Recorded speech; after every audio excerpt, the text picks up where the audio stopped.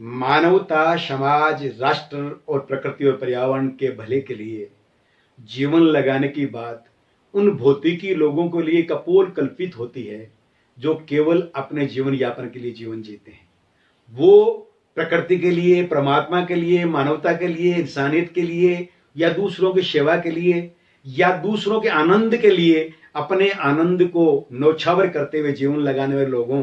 को हास्यास्पद कहते हैं और उन पर विश्वास तक भी नहीं करते, क्योंकि वो समझते हैं कि अपनी इच्छाएं और अपनी इच्छाओं की पूर्ति के लिए प्रयास जो है वही मानव जीवन का ध्येय होता होगा, क्योंकि वो वैसा ही सोचते हैं। जबकि जो साधक होते हैं, जो परमात्मा का तत्व बोध लिए हुए जीवन जी रहे व्यक्ति होते हैं, उनके लिए स्वयं स्वयं के लिए या स्वयं का ऐसा कोई भाव नहीं होता है। ये एक अलग ही अवस्था है। जैसे अंतरिक्ष में विभिन्न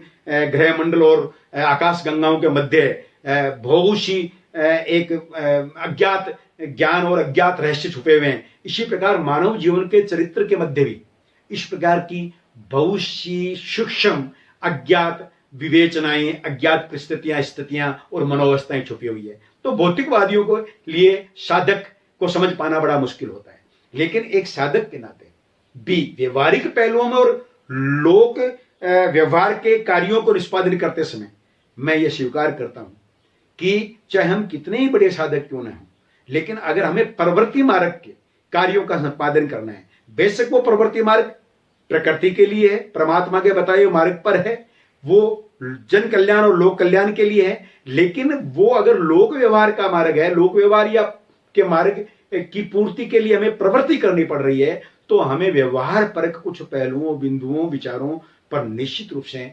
ध्यान देना होता है और देना ही चाहिए। अन्यथा हम परिणामकारी सुउद्देश्यों की पूर्ति नहीं कर पाएंगे।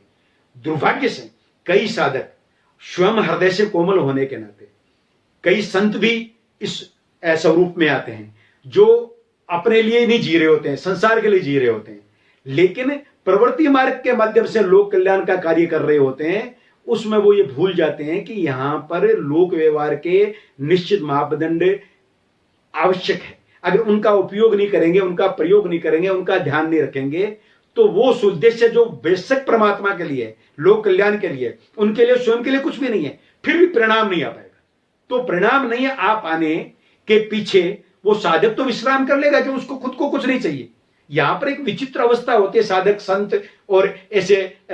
परमार्थ के लिए काम करने वाले व्यक्तित्व की। वो सोचता है कि मैंने मेरे लिए तो कुछ सोचा नहीं, मेरे लिए तो कुछ पाया नहीं, मैंने मेरे लिए तो कुछ चाहा नहीं, ऐसे में सफल हुआ, असफल हुआ, परिणाम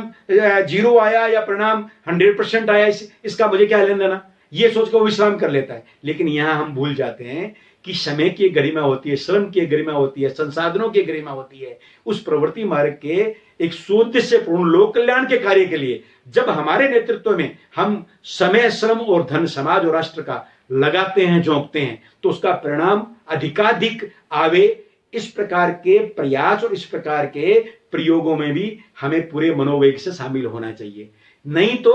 निश्चित रूप से हमें कुछ नहीं चाहिए, लेकिन फिर भी हम ये भूल जाते हैं कि हमने समय, श्रम और धन की दृष्टि से समाज और राष्ट्र का बहुत बड़ी एक हानि या यूं कह लीजिए अनुपयोग कर डाला और